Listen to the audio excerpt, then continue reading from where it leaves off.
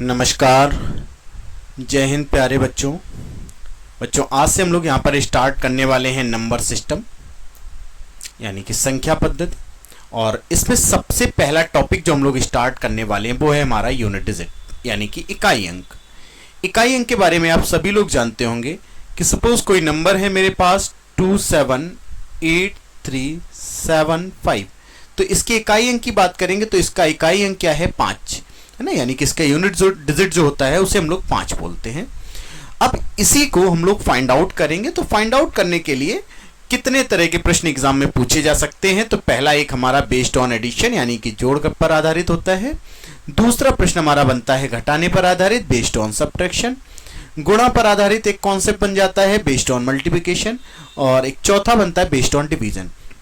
और इनमें जो सबसे इंपॉर्टेंट टॉपिक होता है वो होता है बेस्ड ऑन पावर यानी कि इन घातों पर आधारित प्रश्न, ये सबसे ज्यादा आपके एग्जाम में पूछा जाता है। तो हम लोग अभी सीखेंगे कि कैसे हम लोग यूनिट डिजिट को फाइंड आउट करेंगे और यूनिट डिजिट है क्या, और फिर उसके पहले बेसिक रूल को जानेंगे। इसके बाद हम लोग उनके कुछ एग्जाम्पल लेंगे, एग्जाम्पल को करते जाएंगे, बेसिक रूल समझते जाएंगे और फिर कुछ अच्छे क्वेश्चन भी हम लोग इसमें करेंगे। तो सबसे पहले अगर हम लोग बात करें कि आखिर यूनिट डिजिट है क्या,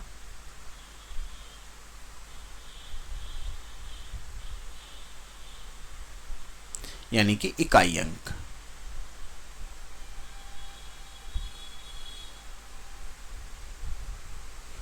हम लोग बात करते हैं कि सपोज कोई नंबर है मेरे पास 2739, इसके इकाई अंक की बात करें तो इसका इकाई अंक 9 है ना। हम लोग देखते हैं कि इस इकाई अंक का यहां पर अगर स्थानीय मान देखते हैं तो इसका होता है 9 × 1 यानी कि 9, और इसका जातीय मान भी अगर हम देखें तो वो 9 होता है। मतलब कि इस प्लेस पर यूनिट डिजिट के प्लेस पर जो अंक लिखा है उसके स्थानीय मान और जातीय मान यानी कि प्लेस वैल्यू और फेस वैल्यू जो होती हैं वो दोनों कैसी रहती हैं, सेम रहती हैं। अगर हम 3 की बात करें तो 3 का जो स्थानीय मान होती है यानी प्लेस वैल्यू जो होती है वो 3 × 10 कितना होता है 30, लेकिन फेस वैल्यू इसका जातीय मान जो होता है वो 3 होता है। अगर हम लोग यहां पर 7 की बात करें तो 7 का स्थानीय मान जो बनेगा बेटा वो 7 × 100 यानी 7 × 100 700 होगा, लेकिन इसका जातीय मान जो होगा वो 7 होगा। फेस वैल्यू जो इसकी दिख रही है वो 7 दिख रही। और अगर हम इसके 2 की बात करेंगे तो 2 का जो स्थानीय मान होगा वो 2 × 1000 यानी कि 2000 होगा, और जो इसका जातीय मान होगा वो कितना होगा 2। आप समझ सकते हैं, देखिए स्थानीय मान और जातीय मान के बीच कुछ ना कुछ डिफरेंस आ रहा है, लेकिन अगर हम यूनिट डिजिट के स्थानीय मान और जातीय मान की बात करते हैं तो इनका जो डिफरेंस होता है वो कितना होता है 0 होता है। आपके बहुत सारे पेपर में ऐसे क्वेश्चन पूछे गए हैं कि यहाँ पर 7 का जो प्लेस वैल्यू है और फेस वैल्यू उसका डिफरेंस क्या होगा, तो ये क्वेश्चन पूछे जाते हैं। लेकिन अगर ये यूनिट डिजिट की बात कर देगा तो वो क्या हो जाएगा 0 हो जाएगा। तो आज हम लोग सिर्फ यही बात करने वाले हैं कि ये यूनिट डिजिट को हम लोग फाइंड आउट कैसे करें।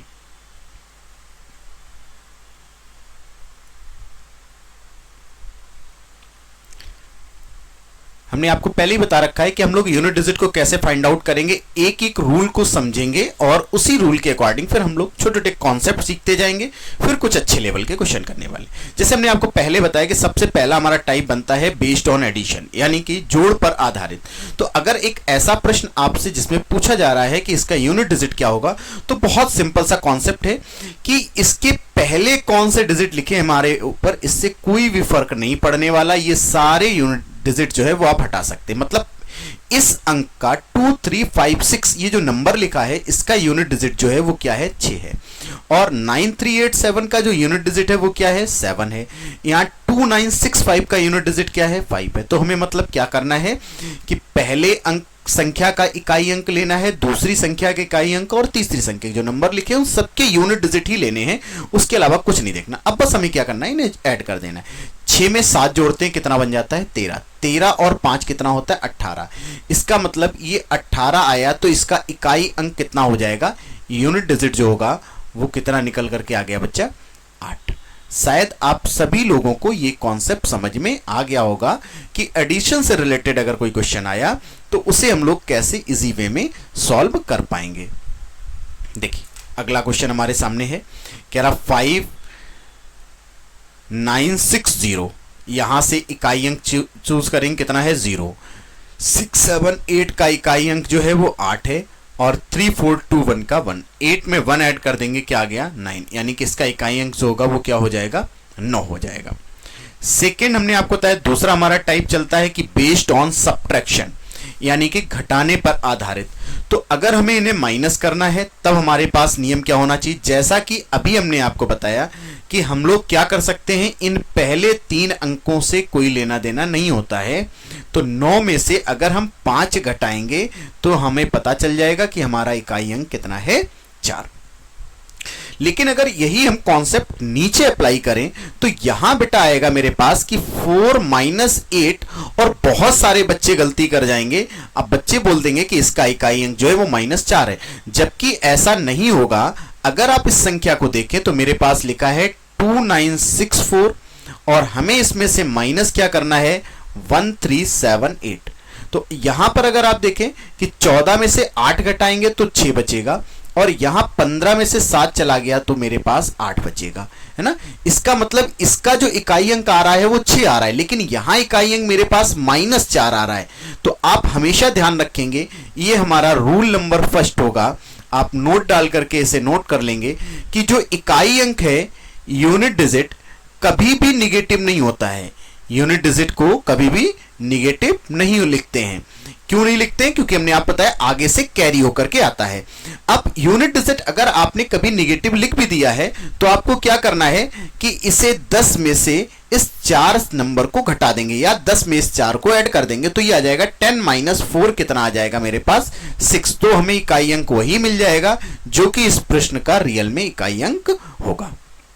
तो शायद आप लोगों को ये बात समझ में आ गई होगी कि यूनिट डिजिट जो है वो कभी भी ऋणात्मक नहीं लिखा जाता है, वो कभी ऋणात्मक नहीं आता है। अगर ये ऋणात्मक आ गया है तो 10 में से ये जो वैल्यू आई है मेरे पास 4, तो इसे हम घटा देंगे तो हमें वास्तविक संख्या यानी कि जो मेरा इकाई अंक है वो मिल जाएगा। और अगर हम ऐसा नहीं करते हैं तो फिर हमें क्या करना चाहिए, इस 4 को 4 नहीं बोलना चाहिए, इस 4 को हमें 14 बोलना चाहिए। मतलब 14 में से आप 8 माइनस कर दो तो आपके पास क्या आ जाएगा 6 आ जाएगा। शायद आप सभी लोगों को ये कॉन्सेप्ट समझ में आ गया होगा। तो सिर्फ एक कॉन्सेप्ट हमारे पास यहां पर अभी बना है, वो भी ये है कि हम अगर सब्ट्रैक्शन का कॉन्सेप्ट यूज कर रहे हैं तो आगे का नंबर अगर बड़ा है उसमें से पीछे की संख्या को घटाया गया तो कोई प्रॉब्लम नहीं है, वो यूनिट डिजिट मिल जाएगा। लेकिन अगर आगे का नंबर छोटा है और पीछे का नंबर बड़ा है, मतलब 4 में से हमने 8 को घटा दिया है तो यहां पर मेरे पास -4 आ जाएगा। हमने आपको बता रखा है कि यूनिट डिजिट ऋणात्मक नहीं लिखा जाता है।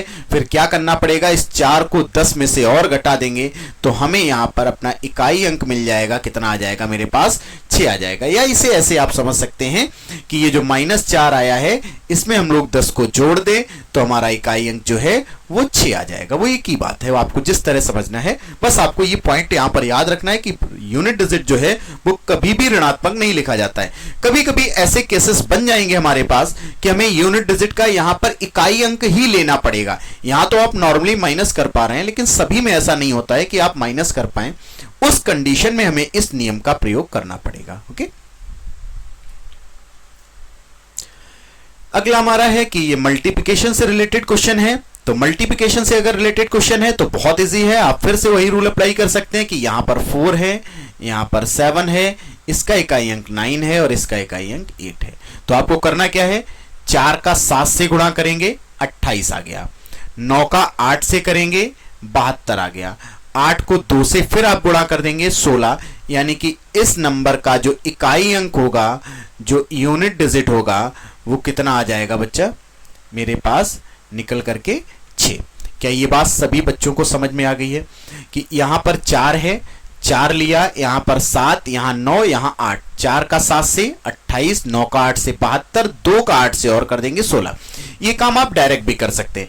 आपने कहा कि हम 9 का 8 से करते तो 72 यानी कि 2, 2 का 7 से करते 14 यानी कि 4, 4 का 4 से कर देते यानी कि 6। तो इकाई अंक हमें कितना मिल जाता है इसका 6। सेम यही कॉन्सेप्ट है कि हम इसे कैसे निकालेंगे। तो ये मेरे पास लिखा है 5 × 4 × 9 और × 2। 5 का 4 से करेंगे 20, 9 का 2 से करेंगे 18, 8 का 0 से करेंगे तो 0। रूल नंबर 2, दूसरा नियम हमारा ये कहता है कि अगर प्रश्न मल्टीप्लिकेशन का हुआ और मल्टीप्लिकेशन के प्रश्न में एक बार कहीं भी जीरो आ गया, जैसे आपने 5 का 4 से गुणा किया, कितना बन गया? 0। अब प्रश्न क्योंकि मल्टीप्लिकेशन का है तो इसका यूनिट डिजिट जो होगा वो हमेशा कितना रहेगा? 0 ही रहेगा। ऐसी कंडीशन में आपको पूरे प्रश्न को सॉल्व करने की जरूरत नहीं रहेगी। मतलब आपने क्या देखा कि अगर प्रश्न जो है, क्वेश्चन हमारा मल्टीप्लिकेशन का है और इसमें इसका इकाई अंक जो है वो एक बार 0 आ जाए, 5 का 4 से गुणा किया 20 यानी कि 0, ऐसी कंडीशन में अब इसका इकाई अंक 0 ही रहेगा, क्योंकि अगर आप 0 का 9 से मल्टीप्लाई करेंगे तो 0 आएगा, 0 का 2 से करेंगे तो 0 आएगा। तो ऐसी कंडीशन में जो 0 होगा वही इसका इकाई अंक बन जाएगा। बहुत सारे ऐसे आगे क्वेश्चन आने वाले हैं जो पावर से रिलेटेड होंगे और उन सभी क्वेश्चन में हमें इस कॉन्सेप्ट का यूज करना पड़ेगा, इसीलिए ये छोटे छोटे कॉन्सेप्ट हम आपको स्टार्टिंग से ही बताते चल रहे हैं। देखिए, एक क्वेश्चन पूछा गया है 2 3 5 6 से कहां तक 25 तक अगर मल्टीप्लाई किया जाए तो इसका इकाई अंक क्या होगा। तो अगर ऐसे सभी क्वेश्चन हैं जिनका हमें मल्टीप्लाई करना है 2 से लेकर 25 तक, हम इन सब का मल्टीप्लाई करके यूनिट डिजिट निकालेंगे तो समय लगेगा। हमने क्या देखा कि अगर हम 5 का 4 से गुणा करेंगे कितना बन जाएगा? 20, और 20 का मतलब एक बार इकाई अंक पर क्या आ गया? 0 आ गया। तो इसका जो यूनिट डिजिट रहेगा वो बच्चा क्या रहेगा? 0। ऐसे प्रश्न को हमें ज्यादा सॉल्व करने की जरूरत नहीं है।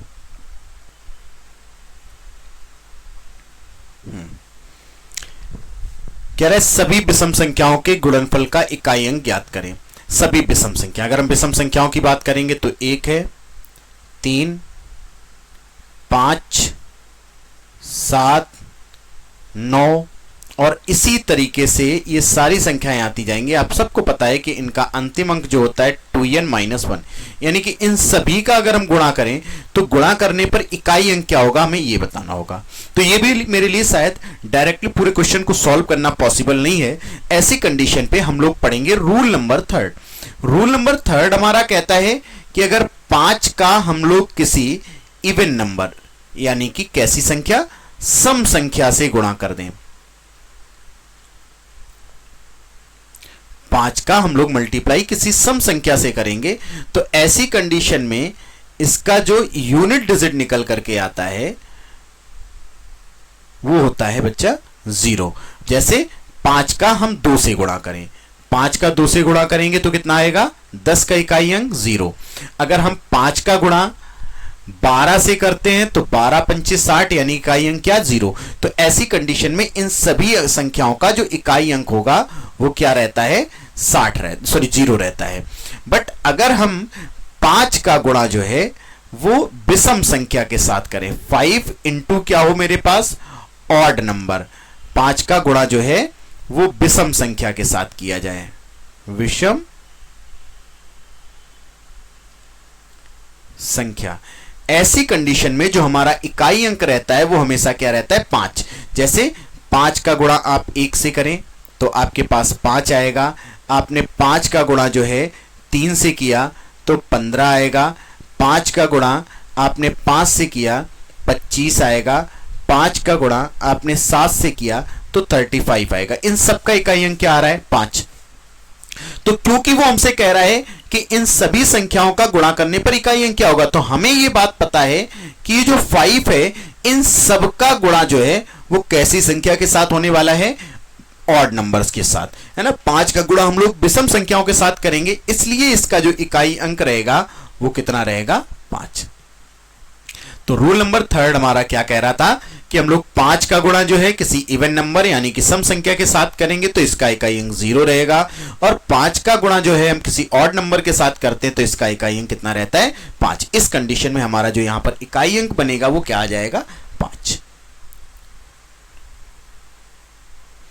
अगला क्वेश्चन कह रहा है सभी अभाज्य संख्या यानी कि प्राइम नंबर्स की जो गुणनफल की बात कर रहा है। तो आप सभी लोग जानते होंगे कि प्राइम नंबर्स है क्या।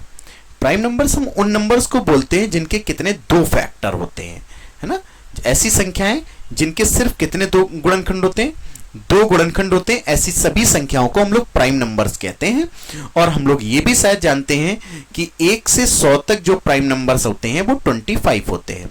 अगर हमसे 1 से 50 की बात करता है तो 15 होते हैं, 50 से 100 की बात करता है तो 10 होते हैं, और 1 से 200 तक जो हमारे टोटल प्राइम नंबर होते हैं वो 46 होते हैं। खैर, हम लोग जब इस कॉन्सेप्ट को पढ़ेंगे तो इसका भी डिस्कशन करेंगे।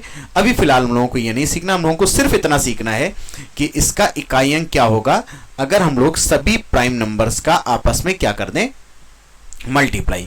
तो हमने आपको बताया कि ऐसी संख्याएं जिनके दो फैक्टर होते हैं, क्योंकि एक के हमारे पास दो फैक्टर नहीं है, इसलिए एक जो होता है ना प्राइम होता है और ना ही कंपोजिट होता है। पहला प्राइम नंबर जो होता है हमारा वो 2 होता है, अगला 3 होगा, फिर इसके बाद 5 होता है, फिर इसके बाद 7 होता है, फिर 11 होता है, फिर 13 होता है, और फिर मेरे पास 17 होता है, और इसी तरीके से ये सारे प्राइम नंबर्स का मल्टीप्लाई करते जाएंगे। अब हमने आपको एक रूल बताया था कि अगर मल्टीप्लिकेशन का क्वेश्चन हो मेरे पास और एक बार उसमें कहीं जीरो आ जाए, जैसा कि आप यहां पर देख रहे हैं कि यहां पर है क्या कि जैसे ही हम 5 का 2 से गुणा करेंगे हमें पता है 10 बनता है, और 10 का मतलब इकाई अंक कितना आ गया, 0। अब इस 0 का गुणा आप किसी भी संख्या से करते जाएंगे तो इसका इकाई अंक कितना रहेगा, 0 ही रहेगा।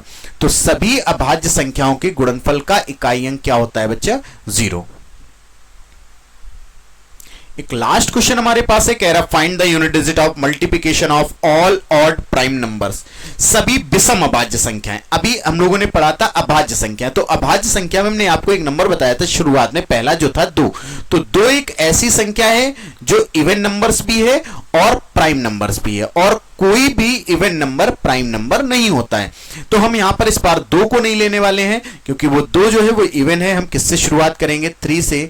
3 के बाद आएगा 5, 5 के बाद आएगा 7, 7 के बाद आएगा मेरे पास 11, 11 के बाद आएगा 13, फिर आएगा मेरे पास 17, और इसी तरीके से ये सारी संख्याएं चलती चली जाएंगी। अब क्योंकि हम यहां पर जो रूल देखेंगे वो 5 के मल्टीप्लिकेशन का, इस बार 5 का जो गुणा है वो सभी कैसी संख्याओं से होने वाला है, विषम संख्याओं से।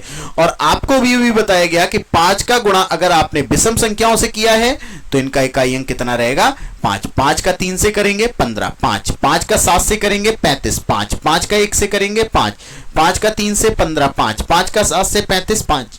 तो आप देख रहे हैं जितनी भी विषम संख्या है अगर हम 5 का मल्टीप्लाई करते जाएंगे तो इनका इकाई अंक कितना रहेगा, 5। तो बच्चों ये हमारा पार्ट फर्स्ट था। हम जल्दी आप लोगों के लिए पार्ट सेकेंड अपलोड करेंगे। तो ये जो पार्ट फर्स्ट है इसमें हमने सिर्फ आपको बेसिक कॉन्सेप्ट समझाए हैं और सिर्फ अभी इन नियम को समझाया है, क्योंकि अभी हमें सबसे बड़ा कॉन्सेप्ट पढ़ने वाले हैं हम लोग जो पार पर बेस्ड क्वेश्चन होते हैं। तो अब हम लोग अगले वीडियो में पढ़ने वाले हैं कि कैसे घातों पर आधारित प्रश्नों को हमें हल करना चाहिए। धन्यवाद।